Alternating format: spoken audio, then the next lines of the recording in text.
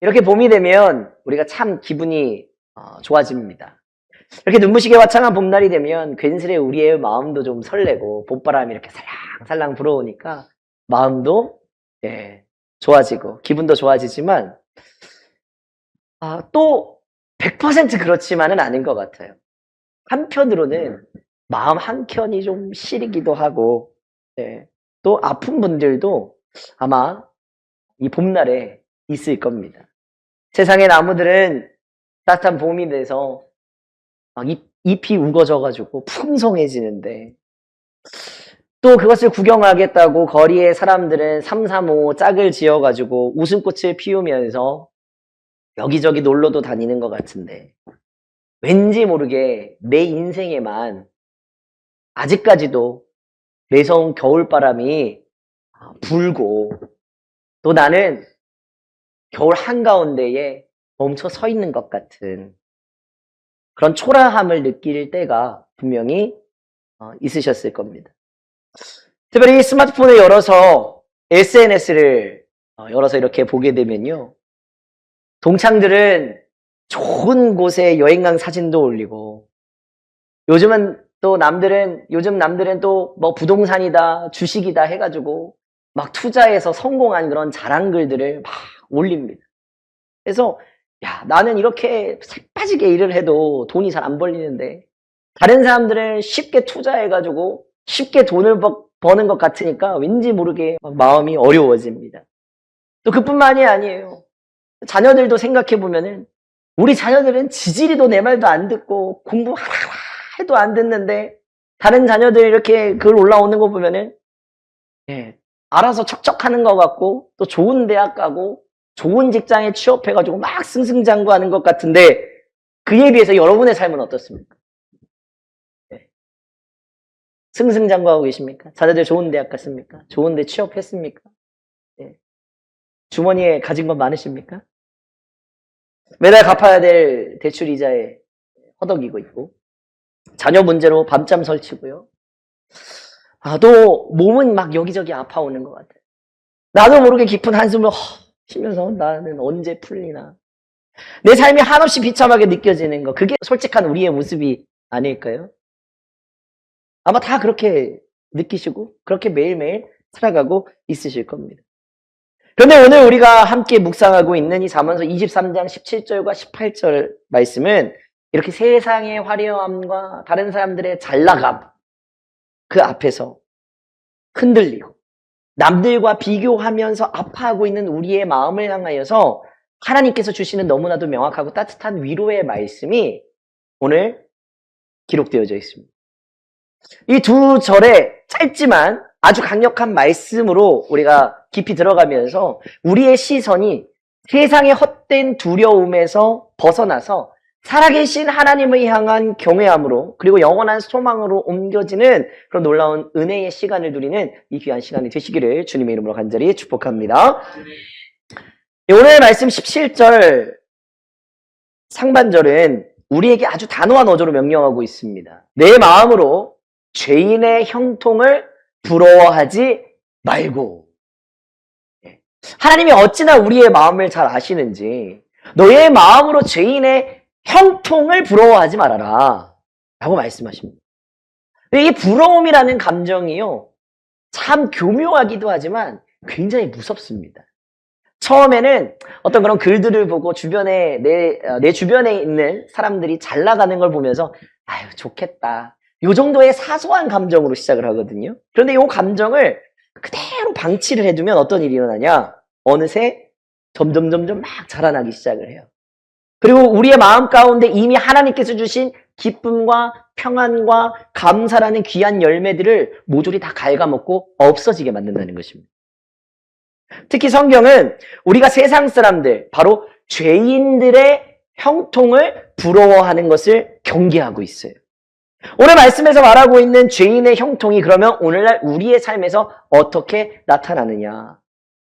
그것은 하나님을 경외함 없이 그저 내가 원하는 대로 내 욕망대로 살면서 겉보기에는 아무 문제 없이 아주 잘 나가는 사람들, 그런 모습이 바로 죄인들의 형통이에요. 정직하지 않은 방법으로 편법을 써가지고 돈을 막 갈키로 긁어 모으는 사람들이 있죠. 남을 짓밟고서라도 높은 자리에 올라가는 사람들도 있습니다. 주일 성수나 신앙의 양심 따위는 헌신짝처럼 버리면서도 세상에서는 성공한 사람이라면서 박수 받으면서 살아가고 있는 그런 사람들의 모습이 죄인들의 형통이라는 것입니다.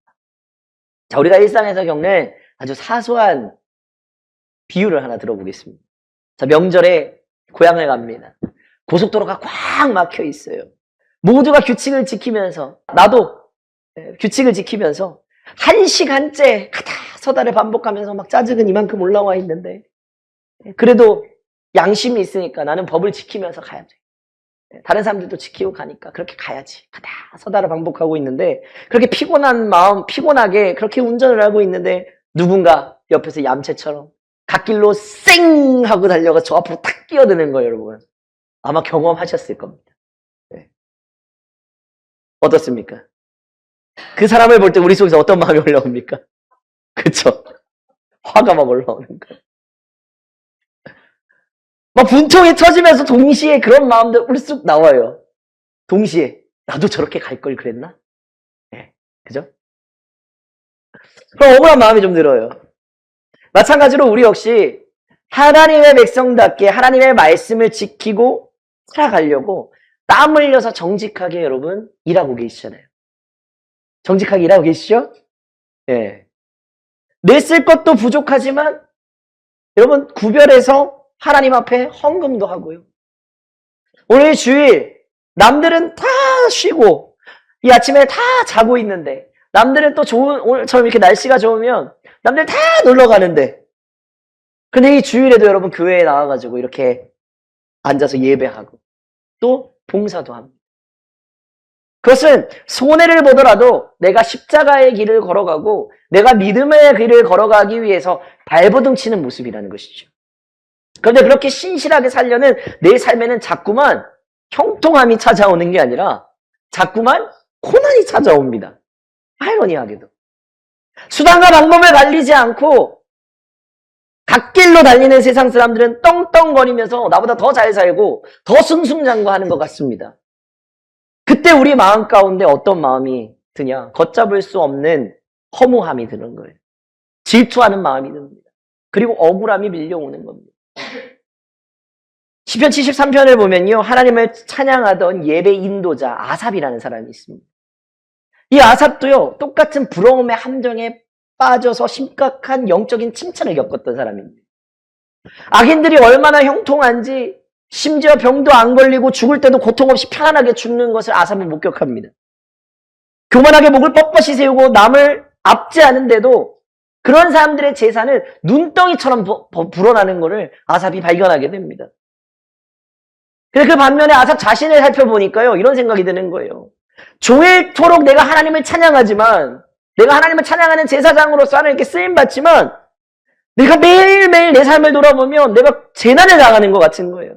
아침마다 징벌을 받는 것 같은 그런 고난의 연속이 내 인생 가운데 펼쳐져 있어서 아삽은 마음이 너무나도 힘들어졌습니다. 그래서 아삽이 73편 13절에 뭐라고 탄식을 하냐면요. 내가 내 마음을 깨끗하게 하며 내 손을 씻어 무죄하다는 것이 실로 헛되도다. 무슨 말이냐면 좀 쉽게 얘기하자면 이런 거예요. 내가 하나님 앞에 나아가기 위해서는 내 마음을 깨끗하게 하고 내 손을 씻어서 무죄해야 하나님 앞에 가서 하나님 찬양할 수 있잖아요. 제사장으로서 하나님의 맡겨진 역할을 감당할 수 있잖아요. 그래서 내가 그렇게 하나님 찬양하기 위해서 내 마음을 정돈하고 내 손을 씻고 내가 하나님 모시기에 깨끗한 사람이 되기 위해서 노력한 그 모든 것들이 뭐하다고요? 헛되다는 거예요. 내가 아무리 그렇게 하나님을 찬양하고 내가 아무리 하나님을 그렇게 예배해도 내 인생 가운데 찾아오는 거는 고난밖에 없으니까. 오히려 하나님을 찬양하지 않고 마음대로 살아가고 있는 다른 사람들이 오히려 더 떵떵거리고 더 잘 사는 것처럼 보이니까 후회하는 거예요. 헛되다고 얘기하는 거예요. 믿음의 자리에서 완전히 미끄러져서 낭떠러지로 떨어지려고 하는 거예요, 지금. 오늘 여러분 어떻습니까? 여러분 모두도 이 아삽 같은 마음, 가지셨을 거예요. 그래, 그런 마음이 드는 내 모습을 여러분 자책하지는 않으셨으면 좋겠어요. 그것은 연약한 인간인 우리가 느끼는 당연한 감정일 수 있습니다. 근데 문제는 뭐냐면 그 감정을 느끼는 것까지는 좋아요. 근데 그 감정에 매몰되어 있어서는 안 된다는 거예요. 그 자리에 멈춰서 있어서는 안 된다는 거예요. 부러움은 감정의 문제가 아니고요. 나의 시선이 영원하신 하나님에게서 썩어질 세상을 향해서 돌아가 버린 영적인 질병이라는 것입니다. 마귀는 자꾸만 우리 눈앞에 세상 사람들의 화려한 하이라이트 영상만 보여줍니다. 그러니까 우리가 SNS나 영상을 이렇게 보면요, 그 사람 잘된 것만 보여주지 그 이전에 어떤 노력이 있었고 어떤 아픔이 있었고 어떤 고민이 있었는지 우린 모르잖아요. 결론만 보니까. 그게 세상이 우리를 유혹하는 거예요. 세상이 우리를 연혹시키는 거예요. 그렇게 하나님의 선하심을 의심하도록 우리를 유혹하는 것입니다. 우리는 속빈 강정 같은 저들의 헛된 형통 가운데 우리의 마음을 빼앗기지 않아야 될 줄로 믿습니다. 화려해 보이는 무대 뒤에는 반드시 영적인 공허함이 있고요. 무서운 하나님의 심판이 기다리고 있다는 것은 우리가 영적인 눈으로 바라볼 수 있어야 될 줄로 믿습니다. 그러면 이렇게 불쑥불쑥 솟아오르는 이 부러움, 이 질투, 그리고 억울함, 도대체 어떻게 이길 수 있을까? 그냥 핸드폰 이제 저리 치워버리고 눈을 찔끔 감고 나는 안 봤다. 나는 모르겠다. 나는 안 부럽다. 나는 괜찮다. 그러면 끝납니까? 아니죠. 성경은 부정적인 감정을 억누르거나 부정적인 감정을 비워내라고 가르치지 않습니다. 왜냐하면 인간의 마음은 비어있는 상태를 계속 유지할 수가 없기 때문에 그래요. 네. 그럼 방법이 뭐냐? 내 마음을 부러움보다 더 크고 더 위대한 진리로 채워야 부러움이 없어지는 것입니다. 그래서 오늘 17절 하반절은 우리의 가장 확실한 영적 방법을 제시하고 있어요. 영적 해독제를 우리 가운데 주고 있습니다.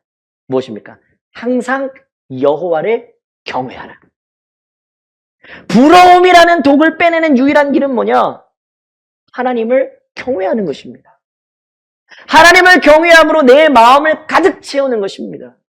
그럼 여기에서 경외한다는 건 무슨 뜻입니까? 경외는 하나님의 크고 광대하심, 우주보다 크신 하나님의 거룩하심과 나를 향한 측량할 수 없는 십자가의 사랑 앞에 완전히 압도돼서 내 영혼이 스스로 하나님 앞에 납작 엎드려서 하나님을 경배하게 되는 거룩한 두려움과 경이로움이 바로 경외인 것입니다.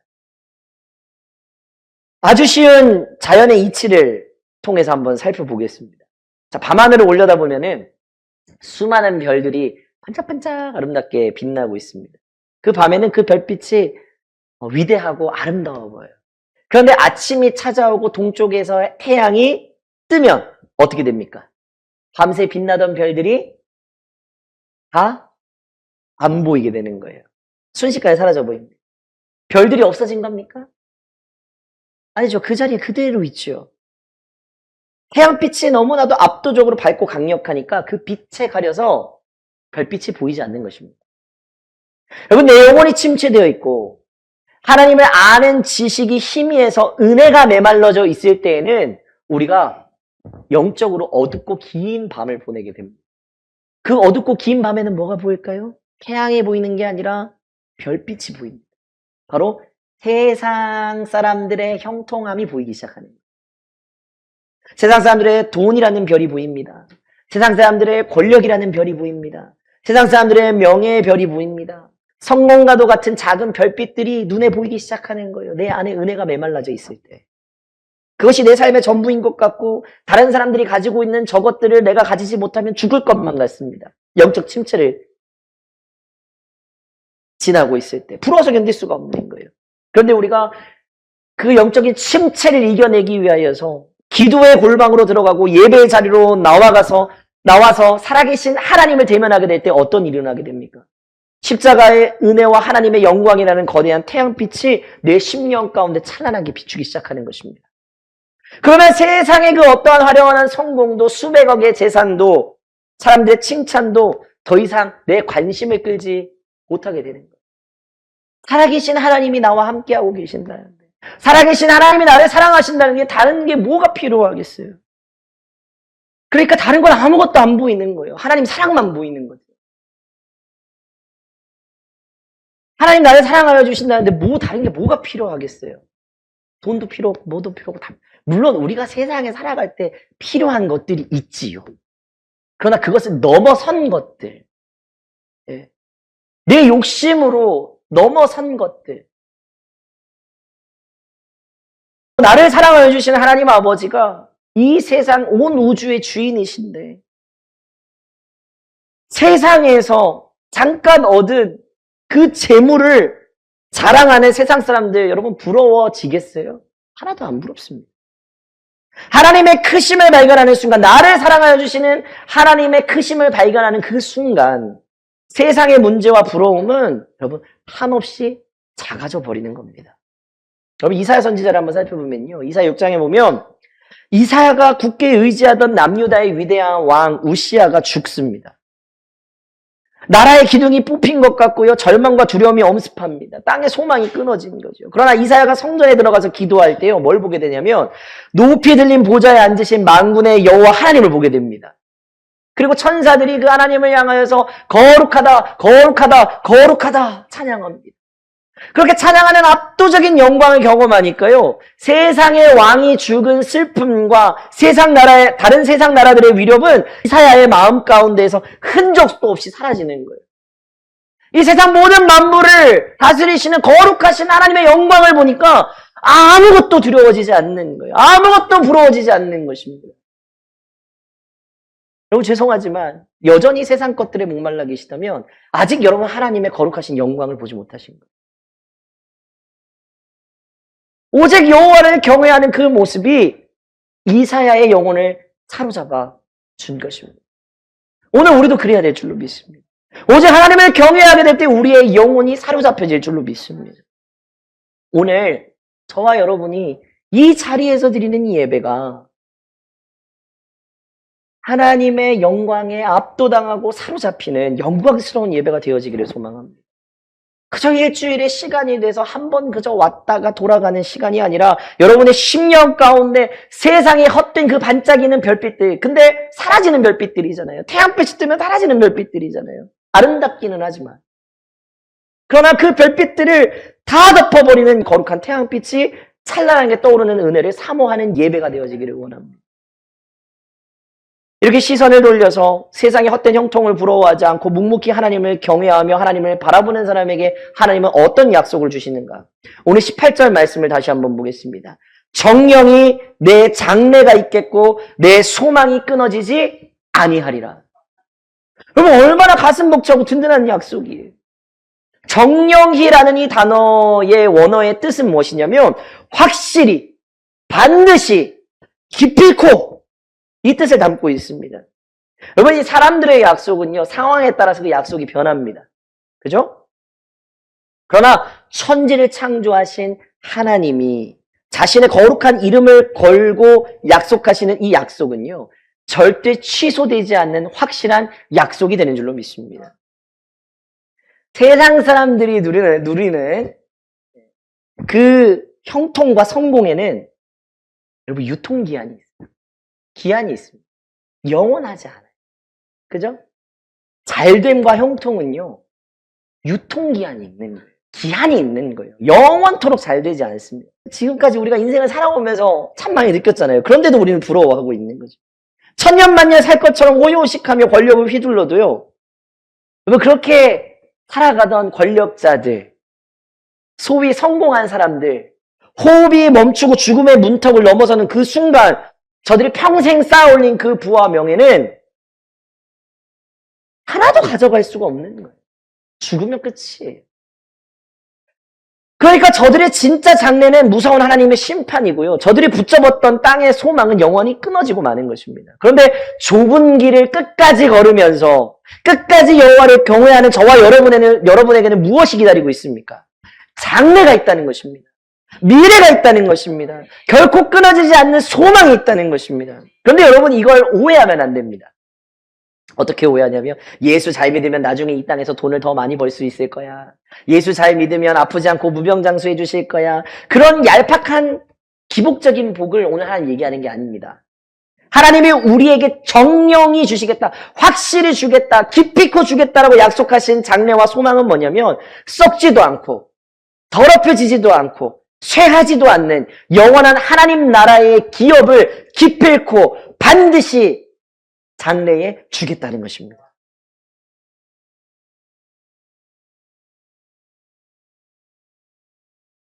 어린아이가 동네 놀이터에서 플라스틱 장난감 반지 잃어버렸다고 세상을 다 잃은 것처럼 엉엉 운다고 생각해 보세요. 그 아이의 부모가 부자예요. 그래서 이미 이 아이를 위하여서 수십억짜리 진짜 다이아몬드 반지와 상속할 것들을 다 준비해 놨어요. 자, 부모의 눈에 그 플라스틱 반지 잃어버린 그 아이의 울음이 얼마나 한편으로는 귀엽기도 하지만 안타깝기도 할 거예요. 아, 잊어버린 거 그냥 잊어버리고 그냥 새로 사든지 아니면 여기 더 좋은 거 내가 미래에 주려고 다 준비해 놨는데. 근데 우리가 그 어린아이와 같다는 거예요. 세상 사람들이 가진 그 플라스틱 장난과 같은 부와 명예를 내가 갖지 못했다고. 또 내가 잠깐 가지고 있다가 잃어버렸다고 하나님 원망하면서 울고불고 하는 거 우리 모습이잖아요. 그런데 하늘 아버지는 우리에게 말씀하고 계시는 거예요. 내 사랑하는 자녀야, 울지 말아라. 그런 썩어 없어질 것들과는 비교조차 할 수 없는 눈물도 고통도 없는 영원한 하나님 나라. 나의 모든 영광을 너에게 상속해 주겠다. 지금 당장은 내가 남들과 비교해 봤을 때 좀 가난한 것 같고 승진해서 지쳐진 것 같고 질병과 사투하면서 고통스러운 터널을 통과하고 있는 것 같을지라도 우리의 인생의 마지막 결론은 뭐라고 써져 있다고요? 부활, 영광, 승리. 우리의 결론은 이미 있다니까요. 그 가운데에는 빈 페이지일지라도 마지막 페이지에는 우리가 예수를 믿는 그 순간 우리의 마지막 페이지에는 이미 도장이 꽝 찍혀져 있는 거예요. 부활과 영광과 승리. 이미 승리와 영광으로 완벽하게 확정되어 있다는 이 놀라운 사실을 여러분 믿으시기를 부탁을 드립니다. 우리의 소망은 세상의 경제적인 상황이나 사람들의 평가에 있는 게 아닙니다. 하나님의 보좌에 든든히 매여 있는 강한 구원의 줄이 우리에게 이미 주어져 있다는 것을 여러분 기억하시기를 부탁을 드립니다. 이 영원한 장래가 우리에게 보장되어 있다는 것을 진정으로 알 때 우리는 비로소 오늘이라는 고난의 현실 앞에서도 넉넉히 미소 지으면서 그래 이 정도쯤이야 라고 하면서 이겨내고 한 걸음 한 걸음 걸어나갈 수 있게 되는 것입니다. 그런데 여러분 다시 정직하게 우리의 모습을 한번 비춰보게 되기를 소망합니다. 오늘 예배 시간에 이 말씀을 듣고 여러분 아멘 하셨지만 예배당 문을 열고 치열한 일상의 한복판으로 여러분 돌아가면 우리는 또다시 어떻게 될까요? 여전히 흔들립니다. 세상 속에서 살아가고 있으니까. 이제 세상 사람 부러워하지 말아야지 다짐하면서도 억울한 일을 당하거나 남들과 나를 비교하게 되는 상황이 오면 마음이 무너져 내려가지고 밤잠을 설치게 될 겁니다. 항상 여호와를 그래 맞아 경외해야지라고 생각하고 마음을 먹었지만 눈앞에 이익 앞에서는 쉽게 타협하고 하나님과는 상관없는 그러한 삶을 살아가는 것이 우리의 모습이라는 거예요. 내 미래가 캄캄하게 보이고 소망의 끈이 툭 끊어진 것 같은 벼랑 끝에 서게 될 때 어찌할 줄 몰라서 깊은 절망에 늪에 빠지는 것이 우리의 진짜 모습이라는 것이죠. 이 말은 뭐냐면요. 우리의 결단과 의지만으로는 오늘 이 거룩한 말씀을 단 하루도 온전히 살아낼 방법이 우리에게는 없다는 것입니다. 우리의 능력으로는 불가능해요. 그럼 어떻게? 십자가의 복음이 절대적으로 필요한 것입니다. 사망 권세를 이기고 일어나신 부활의 주님이 그래서 우리 가운데 필요한 것입니다. 그러면 우리의 영원한 소망 되어주시는 예수님을 여러분 온전히 바라보시기를 부탁을 드립니다. 예수님은 온 우주를 창조하신 하나님의 아들이셨지만 이 땅에 오셨을 때 머리 둘 곳조차 없이 가난하셨어요. 세상 사람들의 잣대로 볼 때 예수님의 삶은 가장 억울하고 가장 형통하지 못한 실패자의 모습이었어요.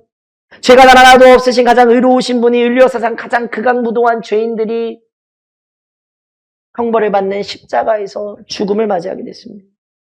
악인들은 자신들의 거짓과 불법으로 예수님의 십자가에 못 박고서는 우리가 이겼다, 우리가 형통하다, 우리가 승리했다라면서 기뻐했을 거예요. 그러나 여러분 잘 아시는 것처럼 십자가의 죽음이 그것으로 끝이 아닙니다.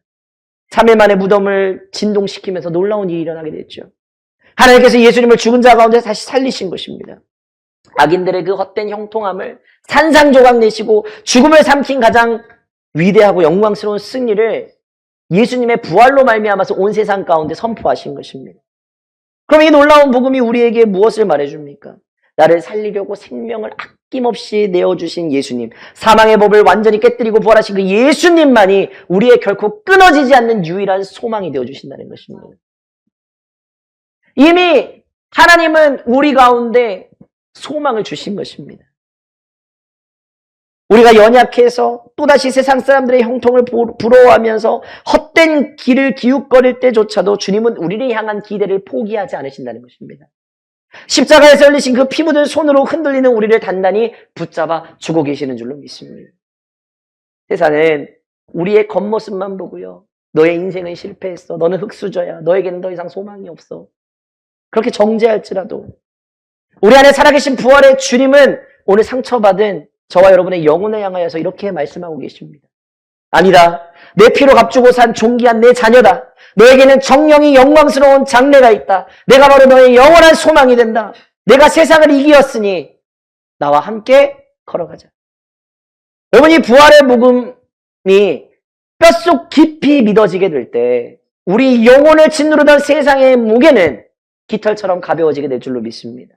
더 이상 세상에 썩어질 것들을 부러워하면서 침 흘리고 있는 종노릇하던 그런 모습을 멈추고 당당한 하늘나라의 상속자로서 기쁨과 감사의 찬양을 올려드리며 살아가는 저와 여러분 모두가 되어지기를 소망합니다. 인생의 순례길을 걷다 보면 누구나 남들이 부러워질 때가 있습니다. 내 삶이 참 처량하게 느껴질 때도 있습니다. 그러나 우리의 시선을 그 거짓된 감정에 계속 빠져들도록 내버려 두지는 마시기를 부탁을 드립니다. 오늘 하나님께서 우리에게 주신 이 말씀을 다시 한번 마음 가운데 깊이 새기시기를 부탁을 드립니다. 죄인의 형통, 편법과 불의로 쌓아올린 세상의 헛된 성공을 부러워하는 마음을 내려놓으시기를 부탁을 드립니다. 대신 고개를 들어서 우리의 시선을 크고 위대하신 살아계신 하나님께로 향하는 것입니다. 나를 가장 사랑하여 주셔서 자기 목숨까지 버리신 부활의 주님을 향한 뜨거운 경외함으로 여러분의 마음을 가득가득 채워 나가시기를 부탁을 드립니다. 그러면 내 안에 십자가의 사랑과 영광이 태양처럼 커지게 되고 그렇게 될 때 세상의 부러움은 별빛처럼 한순간 사라지게 될 것입니다. 여러분의 삶에는 하나님께서 친히 보증하시는 눈부시고 영광스러운 장래가 분명히 예비되어 있는 줄로 믿습니다. 세상 그 무엇도 끊을 수 없는 하늘의 소망이 오늘 저와 여러분을 기다리고 있는 것입니다. 바라기는 이번 한 주간 여러분의 삶의 자리로 돌아가실 때 아무리 거센 세상의 풍파가 몰아쳐도 여러분 요동하지 마시기를 부탁을 드립니다. 오직 예수 그리스도라는 복음의 근본 위에 서서 세상을 부러워하는 사람이 아니라 오히려 세상을 이기는 자로 부활의 능력으로 매일매일 담대히 전진해 나가는 귀한 삶을 살아내는 저 여러분 모두가 되시기를 주님의 이름으로 간절히 축원합니다. 주가 주신 길을 함께 걷네 주 안에서 하나 되어 예배하며 섬기며 사랑으로 세상을 품네 새로운 교회 주의 교회 주 뜻 따라 세워